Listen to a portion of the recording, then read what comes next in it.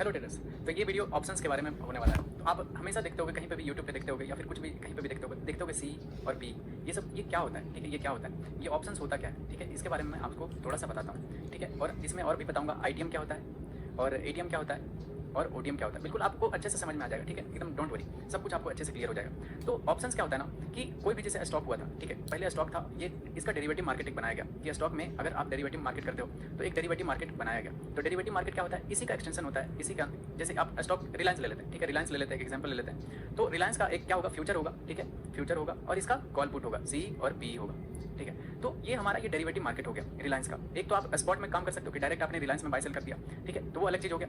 और दूसरा हो गया कि आप रिलायंस के डेरिवेटिव मार्केट में फ्यूचर कॉल पुट खरीद रहे हो, ठीक है। तो ये हो गया इसका डेरिवेटिव मार्केट, ये बेसिक नॉलेज हो गया। अभी मैं आपको बताता हूँ कि ऑप्शंस क्या होते हैं और आईटीएम, एटीएम और ओटीएम आपको कैसे समझ में आएगा और इसमें कौन से स्ट्राइक प्राइस में आपको काम करना चाहिए जब आप ऑप्शन बायर होते हो या फिर ऑप्शन सेलर होते हो तब। तो सबसे पहले मैं आपको बताता हूँ, दो तरह के प्लेयर होते हैं मार्केट में। तो सबसे पहले ऑप्शंस के बारे में देखते हैं। पहला होता है कॉल और दूसरा होता है पुट, ठीक है। तो आपने ये दोनों को आप तो पहला होता है कॉल और दूसरा होता है पुट।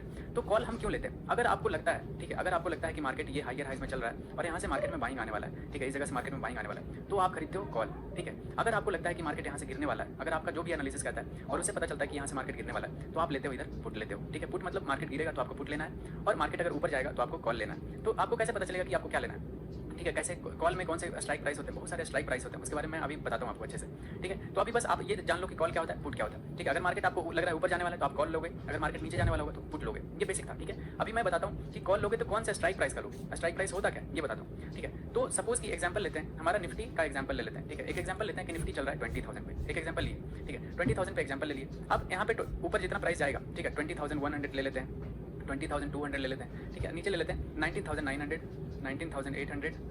तो अभी देखो एट द मनी, ये बिल्कुल मार्केट अभी कहाँ चल रहा है 2,000 पे, तो ये एट द मनी हो गया। मतलब एट द मनी क्या होता है, मतलब एकदम जहाँ पे एटीएम, जहाँ पे मार्केट ट्रेड कर रहा है उसको कहते हैं एट द मनी, ठीक है। और मार्केट अगर आपको ऐसा लग रहा है, ठीक है, कि मार्केट ऊपर चला जाएगा, ठीक है, और आप ऐसा एक्सपेक्ट करके कॉल लेते हो, अगर आपने कॉल ले लिया सपोज 20,200 का, ठीक है, 20,200 का कॉल, ये सारे स्ट्राइक प्राइस होते हैं, ठीक है, ये स्ट्राइक प्राइस 100 का, 200 का, ठीक है, ये सारे स्ट्राइक प्राइस होते हैं। और आपने ले लिया कॉल क्या चीज़ का, अगर आपको लग रहा है 20,000 से 20,200 चला जाएगा और आपने ले लिया 20,200 का कॉल ले लिया, आप ऐसा उम्मीद कर रहे हो मार्केट से कि 20,200 तक मार्केट चला जाएगा, ध्यान से सुनना। तो ये हो गया आप उम्मीद कर रहे हो, ठीक है, कि ऊपर चला जाएगा, तो अभी नहीं गया है, अभी 20,000 पे चल रहा है, आप उम्मीद कर रहे हो कि 20,200 पे चला जाएगा, तो ये क्या हो गया, ये हो गया ओटीएम, ठीक है, आउट ऑफ द मनी, ठीक है, इसको कहते हैं out of the money.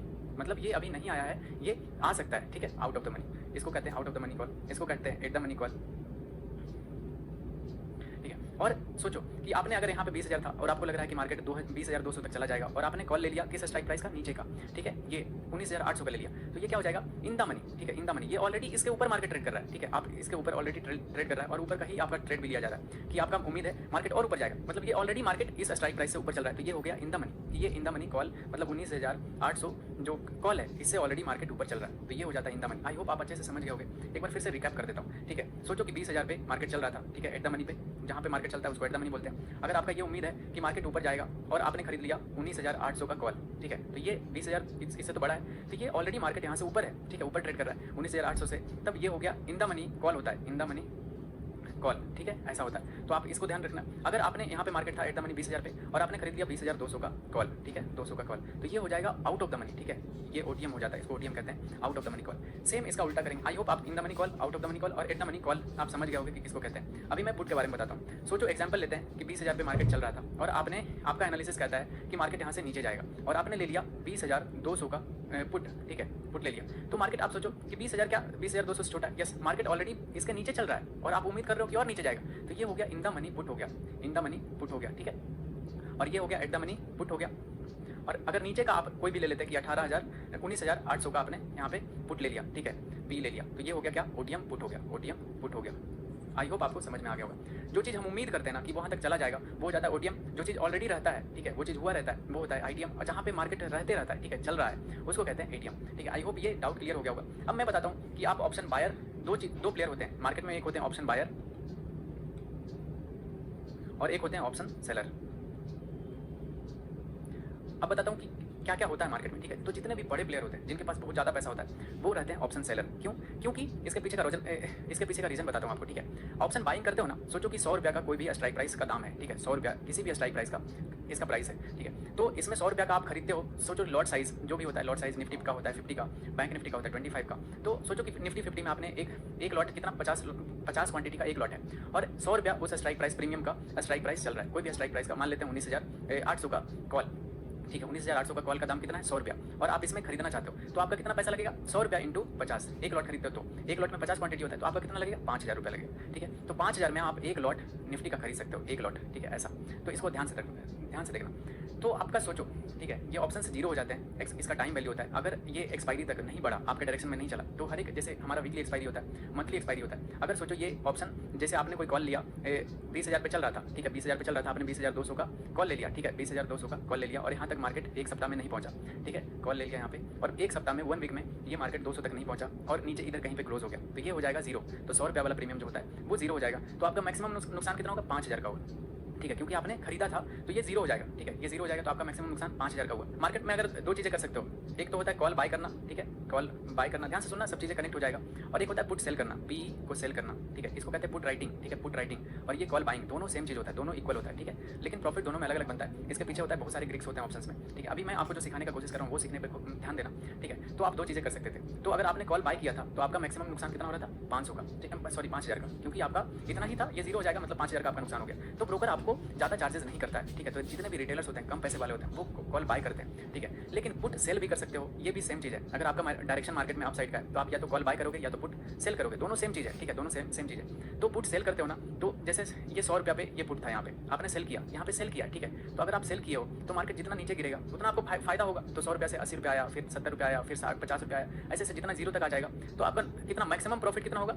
Maximum profit होगा 100 पॉइंट का, ठीक है, 100 पॉइंट का, 100 पॉइंट इंटू 50 क्वांटिटी, यानी कि आपका हो गया 5,000 का प्रॉफिट, आपका मैक्सिमम प्रॉफिट होगा, ठीक है। अब देखते हैं कि इसमें लॉस कितना का हो सकता है। अगर आप स्टॉप लॉस नहीं लगाते हो तो ये 100 रुपया का हो सकता है, मार्केट आपके अगेंस्ट में, मार्केट बहुत बड़ा क्रैश कर दे और ये 100 रुपया वाला प्रीमियम 2,000 का हो जाए, ठीक है, कुछ भी हो सकता है। 100 रुपया वाला चीज़ आपका 2,000 हो गया।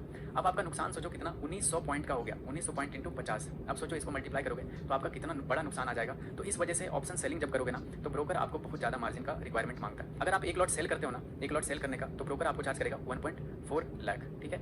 यही अगर कॉल बाय करते हो, एक लॉट बाय करते हो तो यही कितना लगेगा? 5,000, ठीक है, यही डिफरेंस होता है। तो बड़े प्लेयर्स ऑप्शन राइटिंग करके चलते हैं क्योंकि उनके पास ज़्यादा पैसा होता है और ऑप्शन सेलिंग करने में ना ज़्यादा पैसा बनता है। दैट्स वाई वो, इनके पास पैसा भी होता है और तो ऑप्शन सेल करते हैं, इनका पैसा ज़्यादा बनता है। और लेकिन ऑप्शन रिटेलर्स के पास क्या होता है? पैसा कम होता है, तो वो ऑप्शन बाय करते हैं, इस वजह से उनका प्रॉफिट भी कम होता है और पैसे भी कम लगते हैं, ठीक है। इस वजह से रिटेलर ज़्यादा नुकसान करते हैं और बड़े प्लेयर ज़्यादा प्रॉफिट करते हैं। आई होप आप ऑप्शंस के बारे में सीख गए होंगे। तो अब मैं आपको बताता हूँ hit the money, out of the money और इन द मनी। अगर आप कोई भी ट्रेड प्लान करते हो तो आपको कौन से स्ट्राइक प्राइस में जाना चाहिए। तो अगर आप ऑप्शन बायर हो ना, पहले ऑप्शन बायर के पर्सपेक्टिव में देखते हैं, ठीक है। अगर आप ऑप्शन बायर हो तब आपको क्या करना चाहिए। तो अगर आप ऑप्शन बायर होगे तो या तो एट द मनी पे लोगे, ठीक है, या फिर इन द मनी पे लोगे। ओटीएम पे कभी भी कोई भी स्ट्राइक प्राइस नहीं लेना आपको, ध्यान रखना, कभी भी ओटीएम का कोई भी स्ट्राइक प्राइस आप नहीं लोगे। और अगर आप ऑप्शन सेलर रहते हो, ठीक है, ऑप्शन सेलर रहते हो, तब उसके पर्सपेक्टिव में आपको बता देता हूँ, ऑप्शन सेलर के लिए हमेशा ओटीएम में सेलिंग करना आपका रिस्क कम रहेगा। क्योंकि अब इसके पीछे का रीज़न बताता हूँ क्यों मैंने ये सब बोला।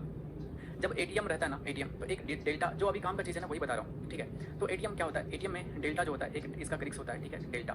तो अगर एटीएम का रहेगा ना तो वो 0.5 के अप्रॉक्स रहता है, एकदम एक्जैक्ट इतना नहीं रहेगा, लेकिन 0.5 रहता है। अब डेल्टा पूछोगे डेल्टा है क्या? तो डेल्टा अगर 0.5 रहा, ठीक है, और निफ्टी आपका मूव किया, निफ्टी जो आपका है वो मूव किया कितना? 10 पॉइंट मूव किया ना, तो अगर डेल्टा 0.5 रहा तो आपका जो ऑप्शन जो भी बाय करोगे वो 5 पॉइंट मूव करेगा, ठीक है, सिंपल सा इसका आधा।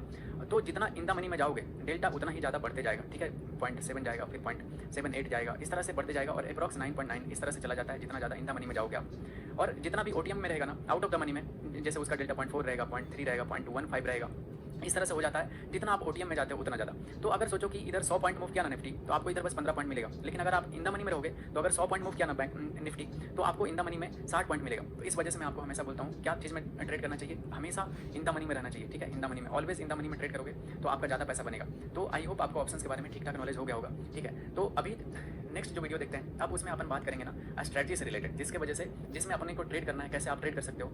स्कैल्पिंग स्ट्रैटेजी को बिल्कुल अच्छे से एक्सप्लेन करूँगा, ठीक है, डोंट वरी, आपको बहुत अच्छे से समझ में आएगा। और उसके बाद वाला वीडियो में मैं अपना पर्सनल जो एक स्विंग ट्रेडिंग स्ट्रैटेजी जो यूज़ करता हूँ वो स्विंग ट्रेडिंग स्ट्रैटेजी आपके साथ शेयर करूँगा। तो चलिए देखते हैं नेक्स्ट मॉड्यूल।